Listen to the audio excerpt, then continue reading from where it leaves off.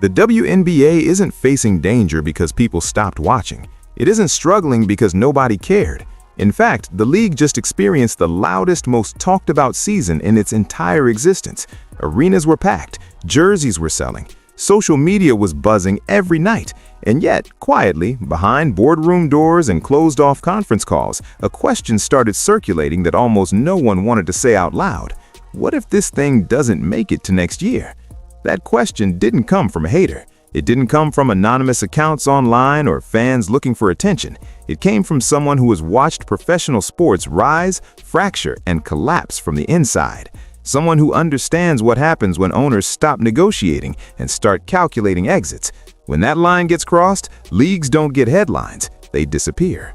What makes this moment unsettling isn't that the WNBA is struggling, it's that it finally isn't. And that's exactly when the risk showed up. Momentum can be a dangerous thing in sports business. It creates expectations, it changes leverage, it convinces people that the future is already guaranteed even when the foundation underneath hasn't caught up yet. And when expectations sprint ahead of reality, something always snaps. Right now, fans are celebrating growth, players are talking about transformation, and media coverage keeps telling the same optimistic story. But optimism doesn't pay operating costs. Rating spikes don't instantly erase decades of losses, and goodwill doesn't matter when the numbers don't line up.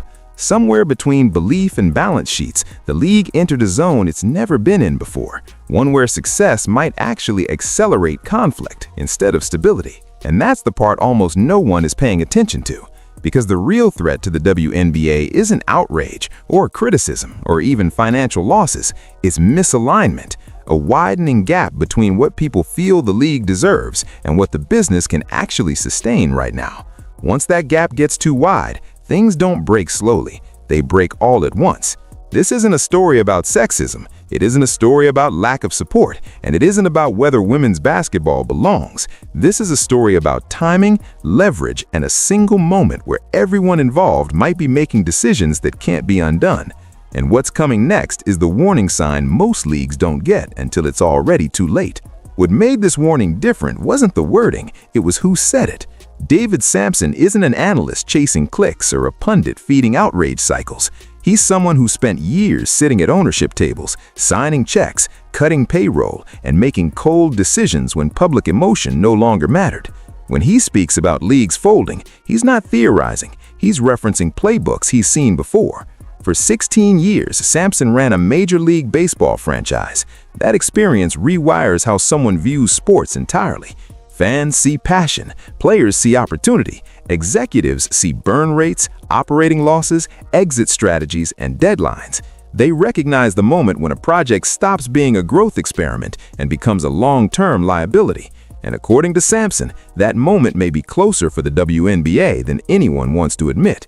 What stopped people in their tracks wasn't even the prediction itself, it was how casually he said it. No dramatic pause, no build-up, no moral framing, just a matter-of-fact acknowledgement that if negotiations go the wrong way, the league could simply end. That tone matters, because executives don't dramatize collapse, they normalize it long before it happens. By the time words like fold are said publicly, they've already been said privately. Sampson didn't couch his warning in politics or culture. He didn't accuse anyone of bad intentions. He talked about structure, about revenue splits, about how owners respond when they feel boxed into guarantees that ignore financial reality. In executive circles, that's the moment patience turns into planning, not for compromise, for containment, for loss minimization, for exits that never make headlines until it's over. And there's another reason his words carried weight. Sampson understands how billionaire owners think when they've already lost for decades. Not lost games, lost money. He's seen what happens when investors decide emotional attachment has overstayed its welcome. At that point, even leagues with history, goodwill, and public support become optional. The question shifts from how do we grow this to why are we still doing this at all? That's why his comments landed like a warning shot instead of a hot take, because they weren't aimed at fans or players, they were aimed at reality. And once someone like Sampson acknowledges that reality out loud, it usually means conversations behind the scenes are already far more advanced than anyone realizes. And what comes next usually isn't public, polite, or reversible. The timing of this warning is what makes it feel almost unreal. If this conversation were happening during a down year, a ratings slump, or empty arenas, it would make sense. But this is happening now, at the exact moment the WNBA finally looked like it had broken through. That contradiction is what turned Sampson's comments from surprising to explosive. This past season didn't just feel bigger, it was bigger in measurable ways. Attendance surged, television numbers spiked, merchandise sales climbed. For the first time in years, casual sports fans were talking about WNBA games without being prompted. That kind of attention doesn't come easily, and when it does, it usually buys a league breathing room. Except this time, it did the opposite. A massive reason for that surge was Caitlin Clark. Her arrival didn't just add talent, it added visibility. Games felt like events, storylines carried over night to night. Even people who hadn't watched women's basketball in years were suddenly tuning in, debating matchups and buying tickets. The league finally had a gravitational pull it had been chasing for nearly 3 decades. But momentum changes expectations fast. When attention explodes, so do demands. Growth doesn't just attract fans, it attracts pressure. Players begin to feel like transformation is overdue. Media begins framing everything as historic. Supporters start talking about moments instead of phases. And quietly, that shift alters negotiation dynamics in ways that can be dangerous because businesses don't operate on vibes, they operate on timelines. New eyeballs don't instantly turn into long-term profitability. Sponsors don't immediately offset decades of losses. Media rights deals look big on paper, but they take years to reshape balance sheets. When one side negotiates based on momentum and the other negotiates based on math, conflict isn't just likely, it's guaranteed. That's what made this season a perfect storm. The WNBA didn't enter negotiations weak, it entered them emotionally powerful, but structurally fragile.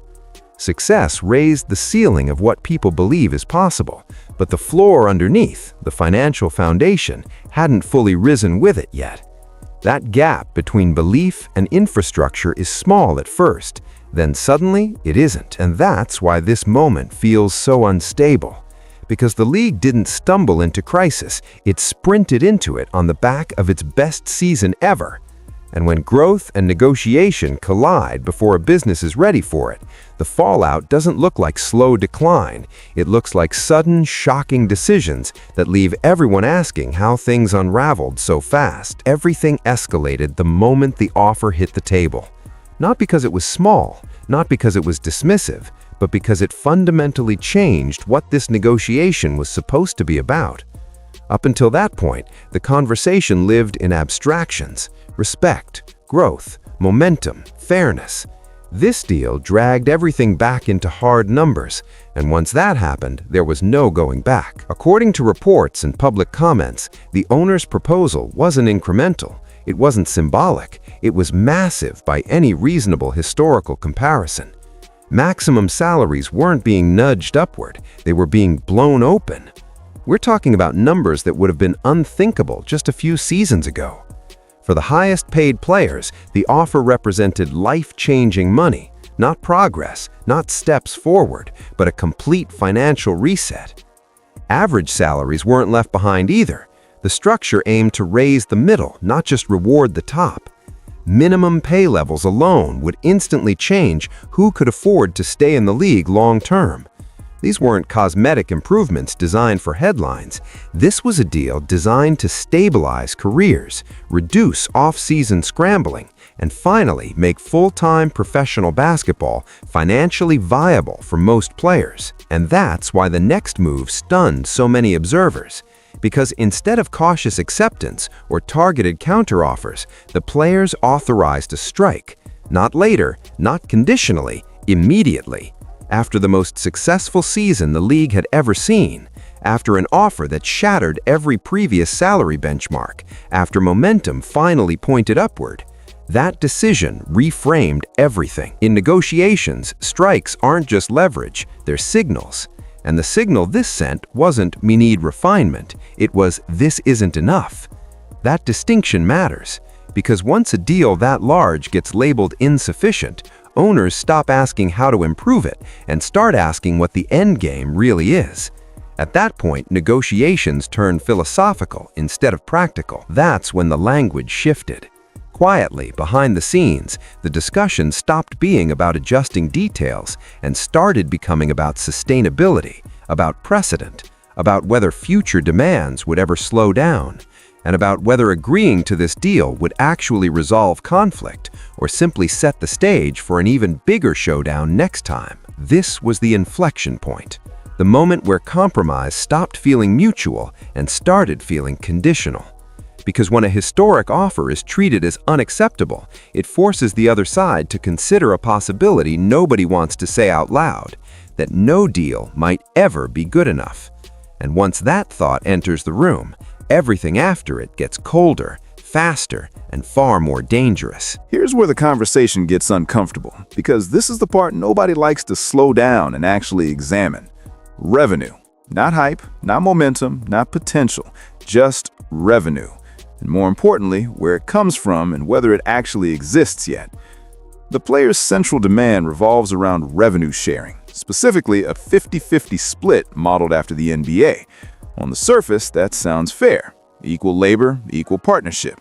It's a clean slogan, easy to defend and hard to argue against emotionally. But business doesn't work emotionally, it works numerically. And this is where the gap between aspiration and reality becomes impossible to ignore. The NBA generates roughly $10 billion a year. That's not a projection, that's not hope, that's cash flowing through the system annually. Television deals, global sponsors, international licensing, packed arenas, decades of established demand. A 50-50 split makes sense there because there's a massive, proven pie to divide. Everyone gets richer because the pie is already enormous. The WNBA's situation is fundamentally different. For nearly its entire existence, the league has operated at a loss, not a short-term loss, not a rebuilding phase. Decades of red ink, year after year. Those losses weren't theoretical either. They were absorbed, subsidized, and covered by NBA ownership. That patience is the reason the league still exists today. But patience isn't infinite, especially when losses continue alongside escalating demands. This is the part that rarely makes headlines. Revenue sharing only works when there's revenue to share. When earnings are negative, a percentage split becomes meaningless. 50% of nothing is nothing. 50% of a loss is still a loss. No amount of branding can change that math, and no amount of public support alters the balance sheet. That's why owners are pushing structures tied to growth instead of guarantees. Performance-based bonuses, revenue triggers, profit thresholds, systems where everyone wins together only when the league actually does. From a business standpoint, that's alignment. From an emotional standpoint, it feels like hesitation, and that disconnect is fueling the entire conflict. The players aren't wrong to want a future where they share equally in success. The problem is timing. Wanting tomorrow's structure today is where negotiations start breaking down. Owners see a league that finally has momentum but still hasn't proven sustainability. Players see a moment that might never come again. Both perspectives make sense, but they can't coexist without compromise. And this is why this issue is so volatile. Because once revenue sharing becomes the hill to die on, negotiations stop being about improvement and start becoming about feasibility. At that point, nobody is arguing over numbers anymore. They're arguing over whether the underlying business is ready for promises that can't be walked back. And that's when discussions quietly turn from growth strategies to survival strategies, whether anyone admits it publicly or not. This is where the balance of power quietly starts to move, and most fans never notice it happening. Because while the public discussion stays locked on salaries and fairness, the real leverage shift happens in the background, in contract language, expiration dates, and something far more dangerous than a bad deal: uncertainty. Once the current agreement expires, every player in the WNBA enters a gray zone. No collective bargaining agreement doesn't just pause negotiations, it resets leverage. Contracts become fragile, protections disappear, stability turns into question marks. And in professional sports, uncertainty is leverage for ownership, not labor. Always. This is also the moment when outside interest starts paying attention, not loudly, not publicly, quietly. Rumors have circulated for years about well-funded investors watching women's basketball, waiting for the right opening to launch something new. A rival league, a short season alternative, a global model. Nothing confirmed, nothing signed, but enough smoke to make executives take it seriously, because that's exactly how disruption begins, during labor unrest. Without a binding agreement, stars become vulnerable, technically available, and while loyalty sounds noble, careers in professional sports are short and brutally fragile. When uncertainty stretches on, safety nets elsewhere start looking attractive. A guaranteed check, a fixed schedule, a clean structure without unresolved labor tension. It doesn't take many defections to destabilize an entire league. This is why negotiations like this are a ticking clock. The longer they drag on, the more leverage leaks away from players collectively. Individually, some stars may be fine, but a league doesn't collapse because one superstar leaves. It collapses when depth erodes, reliability vanishes, and broadcasters stop knowing what product they're buying. Owners understand this dynamic very well. They don't need to threaten anyone. They don't need to say a word publicly. Time does the work for them. Every week without resolution increases risk, uncertainty, and temptation elsewhere. That pressure doesn't feel dramatic. It feels slow, quiet, and administrative, which is exactly why it's so effective. And here's the dangerous part. Once alternative paths look viable, even hypothetically, negotiation posture changes instantly. Owners begin preparing for the possibility that compromise isn't the only outcome. That's when options get modeled, contingencies get drafted, and the idea of walking away stops sounding unthinkable. This isn't about punishment or spite. It's about control. A league without a labor agreement is a league without guarantees, and once guarantees vanish, the side with deeper pockets and longer timelines always gains the upper hand. By the time that reality becomes obvious to the public, the leverage shift has already happened. This is the part of the conversation almost nobody wants to touch, because it exposes a divide that doesn't fit neatly into slogans or social media posts. Not all players are negotiating from the same position, and pretending otherwise only makes the situation more fragile.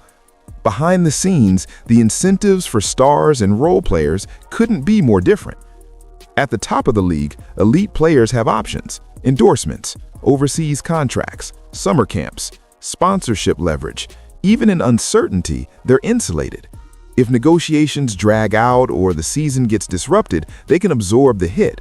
Their names carry value beyond the league itself, and that changes how risk feels. What looks like principle to one player can feel like survivability to another. But move down the roster and the picture changes completely. Most players aren't household names. They aren't signing national deals. They don't have guaranteed overseas offers waiting. Their careers are short, often unpredictable, and one injury can erase everything. For those players, stability isn't a talking point, it's the entire calculation. That's why this negotiation isn't just labor versus ownership, it's also a quiet internal struggle about timing. A guaranteed raise today means housing security, healthcare continuity, and financial breathing room. Future upside sounds great, but future upside isn't guaranteed for players who might not even be in the league 3 years from now. That reality doesn't show up in press releases, but it absolutely shows up in locker rooms. This is where leadership becomes complicated. Star players often speak for the union, shape the public tone, and carry the media spotlight. But they're also the ones best positioned to wait things out. Role players don't have that luxury. The longer uncertainty lasts, the more personal the cost becomes. Eventually, patience gives way to fear. Not of losing negotiations, but of losing careers. Negotiations like this can stretch unity thin, not through conflict, but through quiet calculation. Who benefits most from delay? Who loses most from risk? Those aren't moral questions, they're practical ones. And the farther apart the answers are, the harder it becomes to maintain a single unified front.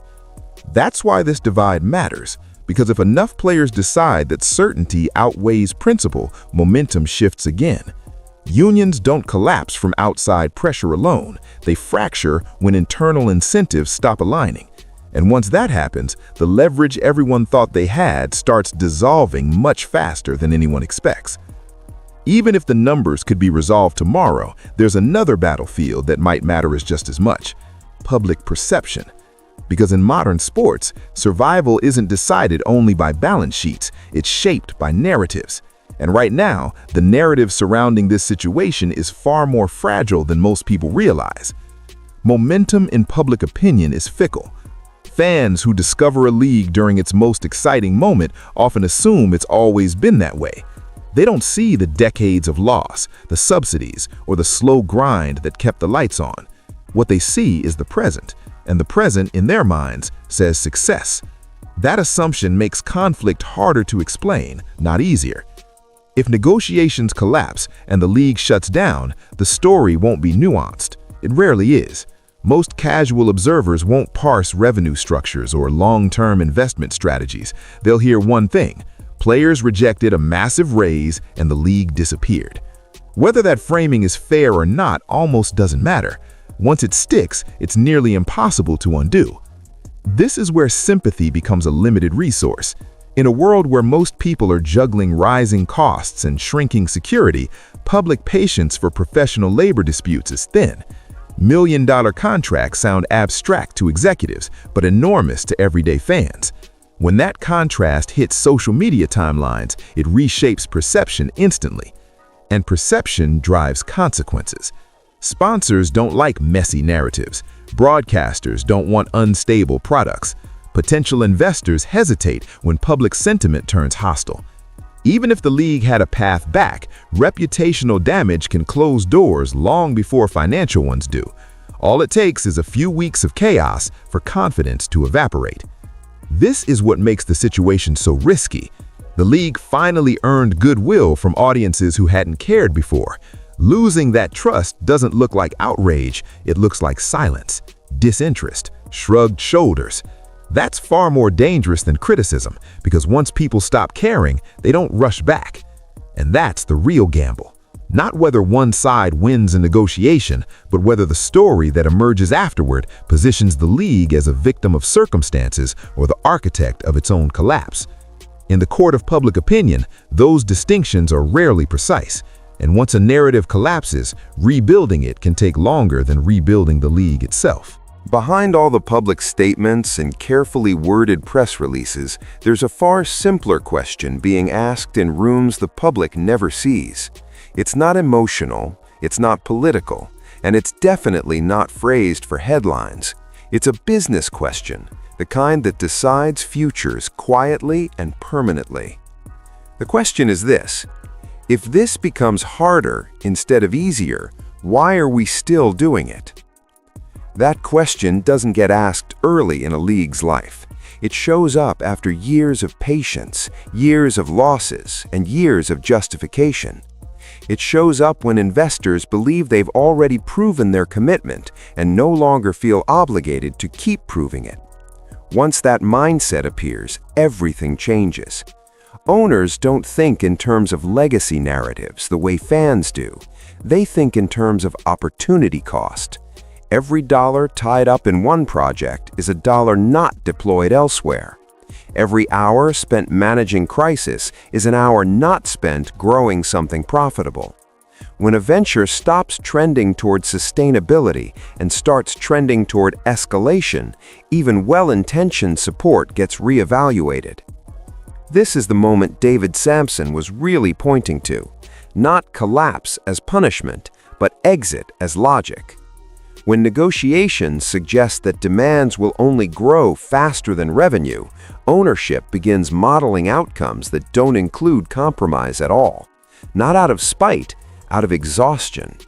That's when shutdown becomes an option instead of a threat. And the most unsettling part is how unemotional that decision is. Leagues don't fold in dramatic confrontations. They fade through conclusions made in spreadsheets and in silence. Media deals don't get renewed. Operational costs don't get justified. Support quietly evaporates. By the time fans notice something is wrong, the decision has already been made. Owners are asking whether continued investment still makes sense under the rules being demanded, whether the upside is worth the volatility, whether growth can happen without permanent conflict. And if the honest answer to those questions starts leaning negative, sentiment won't save the league. History shows it never does.